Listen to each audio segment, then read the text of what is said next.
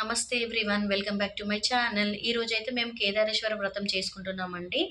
మాదైతే రాశి నోమండి. ఎన్నైనా పెట్టుకోవచ్చు, లెక్కలేదు. సో, ఇక్కడైతే మాది చాట నోమండి. చూడండి నేనైతే ఎంత అందంగా అలంకరించానో దేవుడినైతే. ఫస్ట్ అయితే మేము కింద పీటని గొలుసు ముగ్గేయాలండి. గొలుసు ముగ్గు వచ్చేసి వరిపిండి అంటే బియ్యం పిండితో కుంకుమతో ఏస్తాము. ఏసాక దానిపైన గొలుసు అంటే ఉస్క ఏస్తాము. ఏసాక చాటని ఇలా మన సైడ్ తిప్పుకొని పెట్టుకోవాలి. పెట్టుకున్నాక దాంట్లో మోదకాకేస్తామండి. మోదకాకేసి దాంట్లో 5 కుడకల బియ్యం పోయాలి. బియ్యం పోసాక దానిపైన ఒక తెల్ల బ్లౌజ్ పీస్ అండి. దాన్ని ఆయిలును పసుపు కలిపి మొత్తం బ్లౌజ్‌కంతా పట్టేటట్టు మంచిగా పూయాలి. పూసాక దాన్ని మంచిగా ఫోల్డ్ చేయాలి. ఫోల్డ్ చేసి బియ్యంలో పెట్టాలి. పెట్టాక దానిపైన ఇక్కడ నేనైతే పాతయి మన నోము దండలు ఏవైతే ఉన్నాయో వాటన్నిటిని పాలు చిలకరించి వాటిని పెట్టాను. పెట్టాక మనం కొత్త నోము దండ తెచ్చుకుంటాం కదండీ! ఆ కొత్త నోము దండకి 5 ముళ్ళేయాలి. ఫస్ట్ ముడికొచ్చేసి పసుపు కొమ్ము కట్టాలి. పసుపు కొమ్ము కట్టి ముడేసేయాలి. సెకండ్ దానికొచ్చేసి సెకండ్ ముడికి మన మామిడాకేసి ముడేయాలండి. తర్వాత ఈ మిగిలిన 3 ముళ్ళు నార్మల్‌గా వేయొచ్చు. సో, ఇక్కడైతే నోము దండతో పాటు మరుడ కలిపి పొడవుగా ఆ నోము దండ ఎంత పొడవు ఉంటే మరుడ కూడా అంత పొడవుగా తీసుకొని 5 ముళ్ళేసేయాలి. సో, 5 ముళ్ళేసేసి ఇక్కడ చాటలో పెట్టాలండి. పెట్టాక పసుపు కొంచెం పూసి పెట్టాలి. పెట్టాక దాంట్లో ఒక కొబ్బరి పెట్టాలి. కొబ్బరి పెట్టి దాంట్లో ఒక పోక, ఒక ఖర్జూర, ఒక రూపాయి బిళ్ళ పెట్టాలి. పెట్టాక దాంట్లో మనం గౌరమ్మని చేయాలి. గౌరమ్మని పసుపు గౌరమ్మని నూనెతో కలిపి చేసి బొట్లు పెట్టేసి ఇక్కడ పెట్టి మనం ఇలా పూజించుకోవడమే అండి. పుష్పాలతో అక్షంతలతో అన్నిటితో పూజించుకోవాలి. సో, ఇలా బెల్లప్పాలైతే నేను చేశానండి. చేసి పెట్టేశాను. సో, ఇక మేమైతే పువ్వులతో పాటు ఇక్కడ అక్షంతలతో పాటు పూజించుకున్నాము. అలాగే పళ్ళు కూడా పెట్టామండి. ఎన్ని పళ్ళైనా పెట్టుకోవచ్చు. సో, ఇక్కడ ఏమేమైతే పెడతామో అవి మేము మాత్రమే తినాలండి. ఎవరైతే ఈ వంశం మోస్తున్నారో, ఎవరైతే నోముకుంటున్నారో వాళ్ళు మాత్రమే తినాలి. బయట వాళ్ళకి ఎవరికి ఇవ్వద్దు. సో, అందుకనేసి మేము చూసి పెట్టాము. పడేస్తే మాత్రం మంచి జరగదండి. నోముకున్న ఫలితం ఉండదు. సో, ఇక్కడ వచ్చేసి ఇది జక్కిడి కుండ అంటారండి. మాకైతే 2 కుండలు ఉన్నాయి. ఈ పెద్ద కుండ వచ్చేసి మాదండి. అది పెద్ద కుండ. ఇది జక్కిడి కుండ అంటే ఆడబిడ్డ కుండ అంటారు.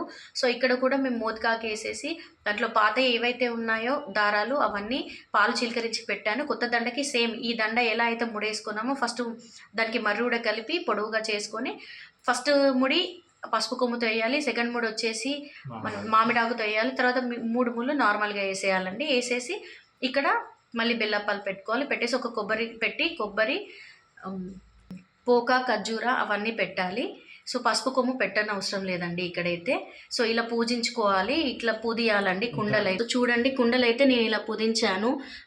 పసుపు నూనెతో కలిపి రాసానండి. రాసాక కుంకుమ బొట్లు, బియ్యం పిండి బొట్లు పెట్టాను. పెట్టి ఇలా అయితే మనం మామిడి తోరణాలు కట్టాలి. సో, ఇక్కడైతే ఎల్లమ్మ తల్లి కూడా ఉందండి. ఎల్లమ్మ తల్లిని కూడా ఇలా పూజించాలి. పసుపు కుంకుమ బొట్లు పెట్టేసి అక్కడ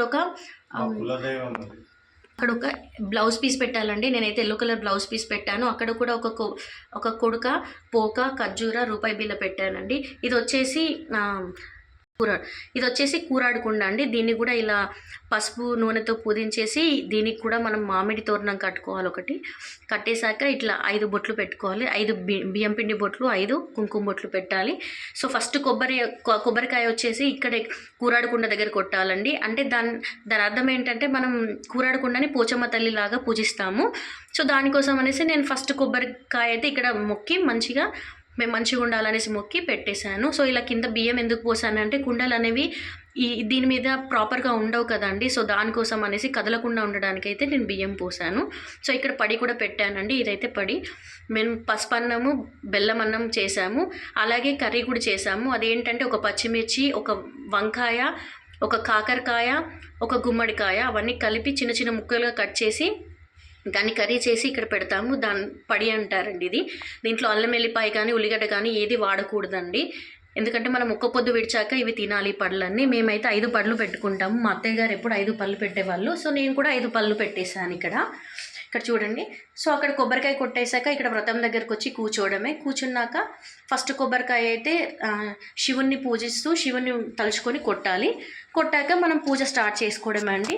ఇలా పసుపు, కుంకుమ, అక్షంతలు, పువ్వులతో మధ్యలో కథ చదువుతూ మనం పూజిస్తూ ఉండాలి.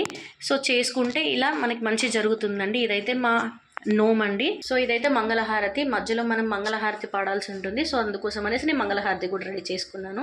సో చుట్టూ అయితే చూడండి 5 పడ్డలు పెట్టాను. ఫస్ట్ కొబ్బరికాయ శివుణ్ణి తలుచుకొని కొట్టి ఇక్కడ చాట పక్కనే పెట్టేశాను. మాది చాట నోమండి. సో రేపైతే మళ్ళీ ఈ చాటను కదిలిచ్చి ఎత్తుకోవడమే. అది ఎలా ఎత్తుకుంటారో కూడా నేను అది మీకు యాడ్ చేసి చూపిస్తానండి.